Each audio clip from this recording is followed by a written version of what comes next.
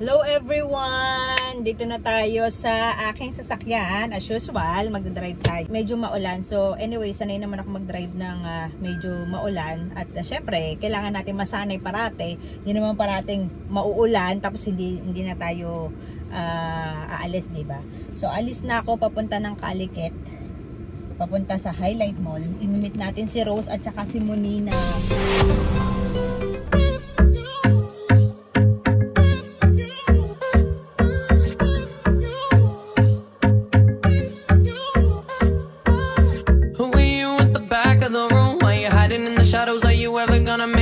Na tayo papunta ng Calicut para nagkasarado ang gate.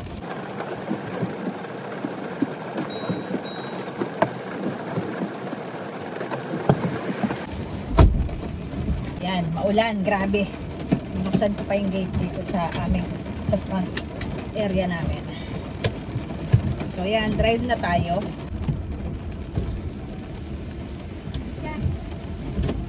Terror, no problem.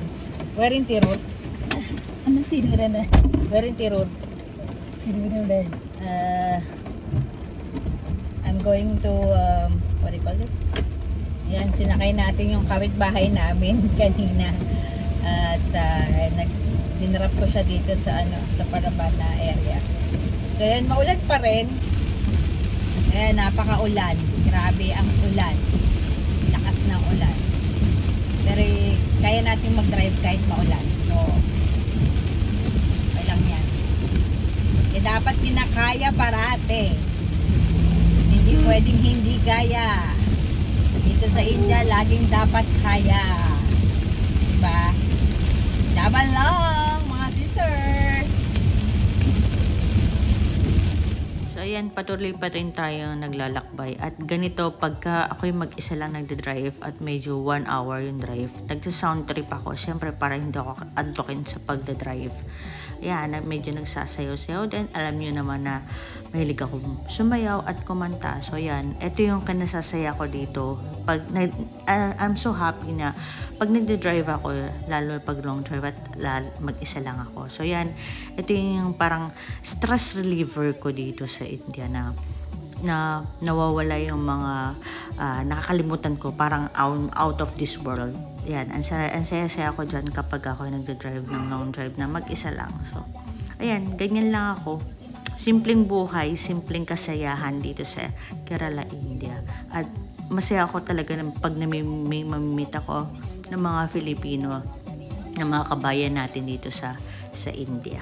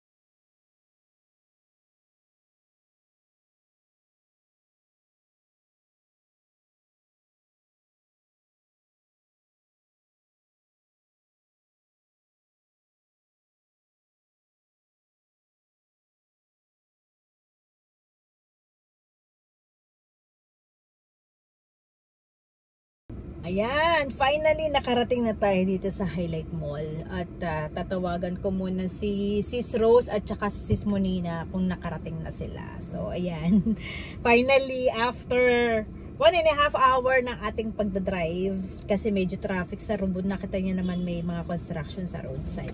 So ayan, tatawagan ko muna sila at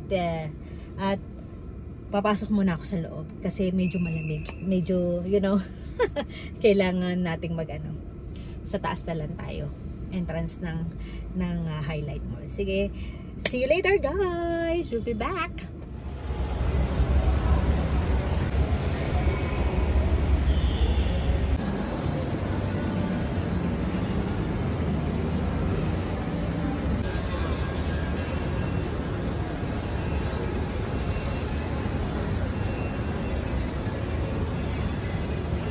Ayan, at nagkita na pala kami ni Rose dyan at hindi ko muna na-videohan, nagpicture-picture lang kami. Siyempre, start na ng aming shopping, no? So, nagpunta kami dito sa studio at tumitingin ako ng mga damit. Ito is one of the famous na or sikat na retail shop na nagbebenta ng mga clothes for men, for women, for children. May mga accessories din, may mga shoes and bags. So, ayan. Tingin-tingin muna tayo. Wala yung ano mo, yung ayan, wag maritis. Ayan. Mamaya, ayan, tapos na kaming nakalimutan ko mag-shopping sa Zudio. Siya pala, hindi ako. Pupunta na kami saan? Sa food court na tayo. Ayan. Sa bahay kasi hindi kami masyado nakapag ano. Siyempre, na-excite tayo doon. Ay, unang kita eh. Ganun talaga pag unang kita. Sinabi mo. At saka, tawag, siyempre may mga personal na bagay, di ba, na hindi natin pwedeng sabihin. Off-cam parate. So ngayon ito, mag-vlog kami dito dahil public place to, di ba? Yun kasi, nasa private place tayo. Tsaka first time nga sabi nga niya. First time na magkita. Kaya syempre, maraming chika. Sama tayo. Maraming chika. Oo nga. Sana, wala si Manina, hindi nakarating kasi super lakas ng ulan, sa totoo lang. Dahil, alam mo na, mahirap magbiyahe pagka yung malakas ang ulan. So ako matyaga kasi ako talaga. Kaya, tsaka kapag kasi umuo ko, nahihiya na ako mag-no. Diba? Mahirap mag-no. Tsaka ito, si Buntis eh, inaasahan ako. Buntis? Sigala pa rin. Ay naku, mga Pilipino ganyan, no? Kapag kahit mga buntis, hindi namin iniinda yung mga, ano ba ito? We're not minding that we are, ano ba ito, pregnant, di ba? Dito.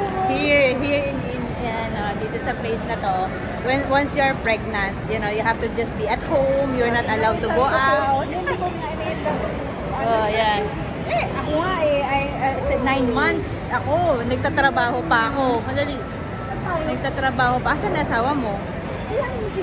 Sige na, Thailand, dalawa pala. Banding na lang namin dalawa to. Hayaan na daw yung asawa niya at saka anak niya. Asama? Dito. Lang sabi gano'n, no? Oo. Tapos pala nanood ng vlog mo. Tapos Sasabihin, ay, don't mind daw asawa. sa atin, mas marami. Sa atin, mas marami Nasa bago pa nga, dinudo. At saka nagtataka nga ako sa'yo, nakababa lang yung mobile niya kanina o yung CP niya. Dito mayroon? Wala. Pero baka sa Pilipinas, makagawian mo yan. Ako, mamaya wala na yan.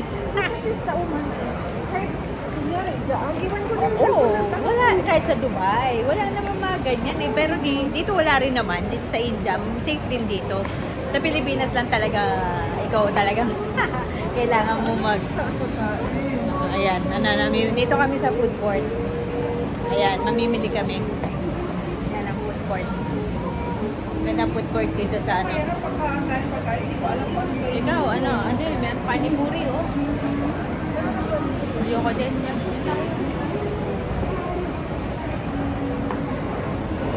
Nagkain ako yan sa list ko, kailan yung parang... Ay, yung ano niya, frozen? Oo, yung sa Ay, masarap yung ano. Ay, oo, walang lasa. Mas masarap pa rin yung mga ay, ikaw. Bawal yan sa buntis mo. Hindi naman. So, minsan-minsan lang. May bubble tea sila dito.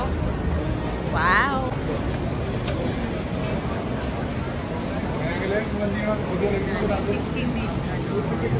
Ito kami sa Chikking. Sabi ko sa kanya, wag na i-compare yung Jollibee natin sa Chikking. Mas masarap pa rin talaga yung Jollibee. Kasi juicy in the inside ng Jollibee. Kaya talaga masarap. Parang ano yan, lasa ng KFC. KFC, oo. Parang counterpart. May kick ng konti. Kung di naman ganun kaanghang. May amoy, wala. Wala. Di amoy. Wala kasing Ano chicken. baka amoy ang tinutuloy? Ewan ko ba sa'yo? Ikaw, dali. Ano? Chicken na lang kaya tayo. Ayan, chicken. Kasi sabi mo, ayaw mo ng Indian food eh. O di yan. May pizza sila. Ito rin, may Domino's pizza. Ikaw. Kung kaya rin gusto mo. Ako kahit ikaw buntis, ikaw ang ano. Basta ako yan. Chicken na lang tayo. Oh, yeah, sige. Yung bakit, ayun, no? Pero 90 kaya natin. Ay, 19 sobrang dami. 6 lang, pwede na. Tawagin mo si Shantel. Oo, tama. Tsaka isawa mo. 9, pwede na 9. Baka sabihin niya talaga, bilis mo. Kumakain ako. Sabihin eh. Tapos naka-vlog ka, tapos ang sarap ng kain. Kain natin.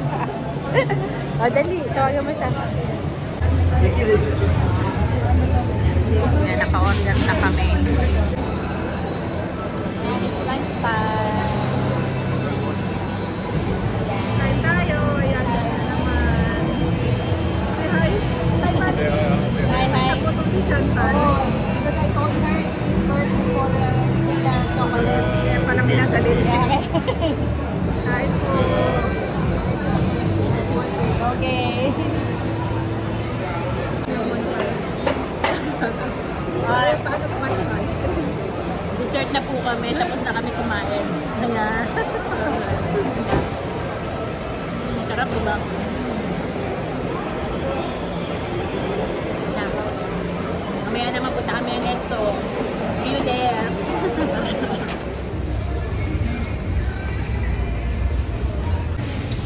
Yan, dito kami sa Nesto. Yan, nakakita tayo ng Yakult. Naku! Favorite. And may dalawang flavor siya. Isang light at saka isang ano. O di ba, ayan, nakakita kami ng Philippines. Nung Yakult. Excited kami dalawa. Made in Thai, ano yata? India rin or Thai? Saan, Bid? Ano sa kanya? Wala. Eh lang, Yakult.co.india. Oh, dito. Pero ano siya, iba pa rin yung lasa. Oo, parang sa atin.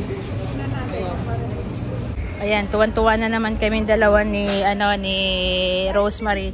Kasi nakakita kami, ayan, mga fish sauce, oyster sauce, na mga kailangang barbecue sauce, ayan may peri-peri. O, ayan. Ayan, may sardinas. O, may nakita kami sardinas. O, diba, tuwan-tuwa kami. Sabi ni Rose, pwede na daw siyang mabuhay dito. Pwede na daw siya mag-stay for good. Ayan. O, diba? Kompleto na ang Filipino product. Hindi naman siya Filipino pero Thai, pwede na, 'di ba? Kasi yan naman ang inaano natin originally. Thai product, 'di ba? Oh, yan, kompleto dito. Ayan, tingnan mo. Ayan tingnan mo kompleto. Oh, 'di ba? Daming mga product. Asan na ba yung Del Monte? 'Di ba may Del Monte? Yan, ito yung corner ng sardinas. Daming varieties ng sardines. Hindi nga lang yung mga 555, pero sardines talaga siya. Ayan Tapos ayan na Del Monte, 'di ba? Del Monte. Ayan mga Del Monte products. Ayan, nagbabayad na kami dito sa counter. Going home now at tapos na na-meet na natin si Rosemary, wala si Monina, hindi siya nakarating dahil sobrang lakas ng ulan.